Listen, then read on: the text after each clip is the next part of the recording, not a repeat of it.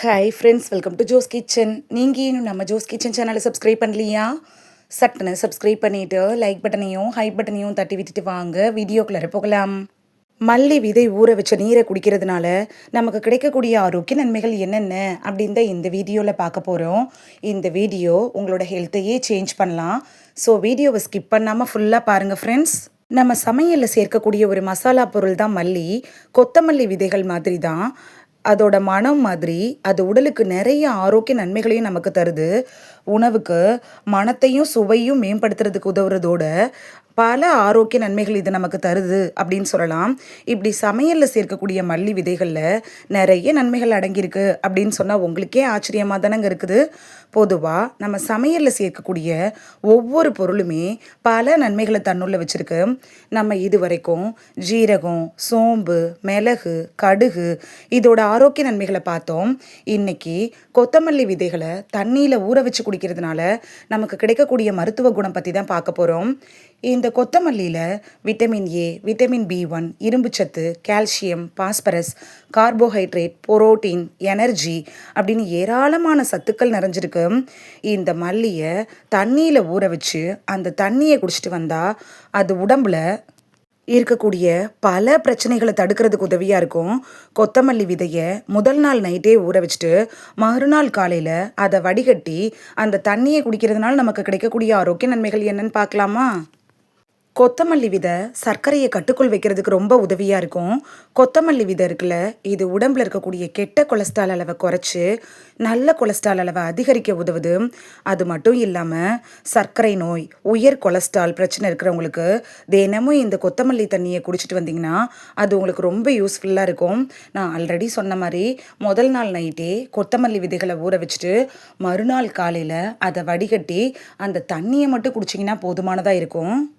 கொத்தமல்லி விதைகளில் riboflavin, vitamin A, niacin, carotene, folic அமிலம் இது மாதிரியான சத்துக்களும் விட்டமின் சியும் இருக்குது.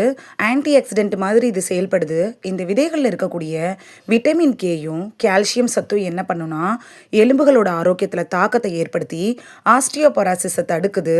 கொத்தமல்லி விதைகளை ஊற வச்ச தண்ணியை குடிக்கலாம். அப்படி இல்லைன்னா 3 கிராம் கொத்தமல்லி விதை பொடி எடுத்துட்டு அதை 150 மில்லிலிட்டர் கொதிக்கிற தண்ணியில் போட்டு கொதிக்க வச்சு அதை கூட நீங்கள் வடிகட்டி குடிக்கிறப்ப ஆஸ்டியோபொராசிஸ் வராமல் தடுத்துக்கலாம். கொத்தமல்லி விதைகள் அஜீரண கோளாறுகள்லேருந்து விடுபடுறது கூட உதவியாக இருக்கும். செரிமான செயல்பாட்டுக்கு உதவும். அதே மாதிரி கொத்தமல்லி விதைகளில் இருக்கக்கூடிய உட்பொருட்களும் ஆன்டிபாக்டீரியல் பண்புகளும் என்ன பண்ணுன்னா வயிறுப்போக்கை உண்டாக்கக்கூடிய பாக்டீரியாக்களை அழித்து வயிறுப்போக்கு பிரச்சனை வராமல் தடுக்கிறது கூட உதவியாக இருக்கும். அஜீரண பிரச்சனையிலேருந்து உடனடியாக விடுபடணும் அப்படின்னு நினைக்கிறவங்களா நீங்கள் 1.5 கிராமு கொத்தமல்லி விதையை, அப்படி இல்லைன்னா 1/2 டீஸ்பூன் கொத்தமல்லி விதை பொடியை 150 மில்லிலிட்டர் தண்ணியில் போட்டு கொதிக்க வச்சு இறக்கிட்டு 15 நிமிஷம் கழித்து தேன் கலந்து வெதுவெதுப்பான நிலையில் குடிச்சிங்கன்னா உங்களுக்கு அஜீரண கோளாறு உடனே சரியாகும். உங்களுக்கு ஏற்கனவே அஜீரண கோளாறு இருக்குன்னு தெரியுதுல்ல, அதனால சாப்பிட்றதுக்கு 1/2 மணி நேரத்துக்கு முன்னாடி இந்த தண்ணியை குடிச்சிட்டு நீங்கள் சாப்பிட்டீங்கன்னா நீங்கள் சாப்பிட்ற சாப்பாடு எப்பேற்பட்டதாக இருந்தாலும் அதை செரிக்கிறதுக்கு இது உதவியாக இருக்கும். 6 கிராம் கொத்தமல்லி விதைகளை 500 மில்லிலிட்டர் தண்ணியில் போட்டு கொதிக்க வச்சு இறக்கிட்டு 1 டேபிள் ஸ்பூன் தேன் கலந்து வெதுவெதுப்பான நிலையில் குடிச்சிட்டு வந்தீங்கன்னா மாதவிடாய் காலங்களில் ஏற்படக்கூடிய பிரச்சனைகள் வராமல் தடுக்கலாம்.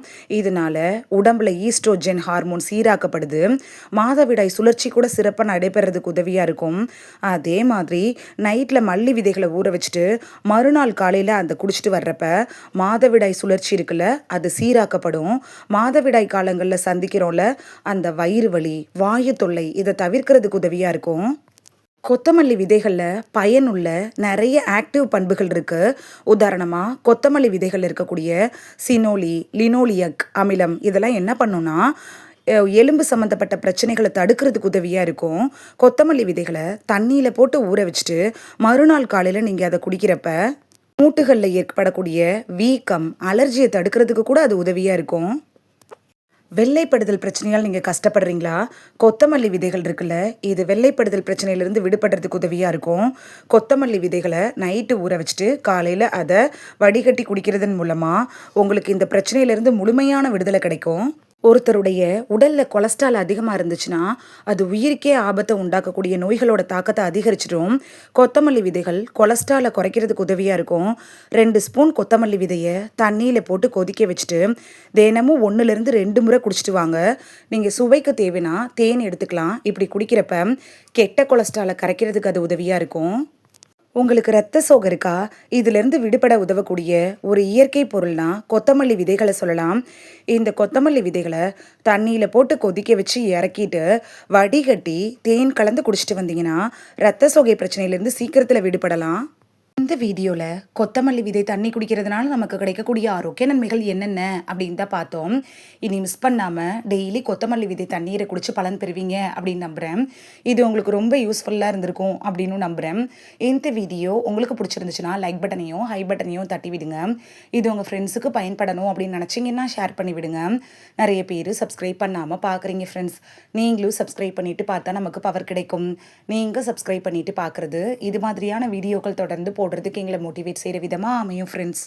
சப்ஸ்கிரைப் பண்ணுறதோடு மட்டும் இல்லாமல் பக்கத்தில் இருக்க பெல் ஐக்கானை கிளிக் பண்ணி ஆளுங்கிற ஆப்ஷனை கிளிக் பண்ணி வச்சிட்டிங்கன்னா நாங்கள் வீடியோ போட்ட உடனே நோட்டிஃபிகேஷன் உங்கள் செல்ஃபோனை வந்தடையும். நாளைக்கு வேறொரு ஆரோக்கியமான பதிவில் சந்திக்கலாம். தேங்க்யூ, பாய்.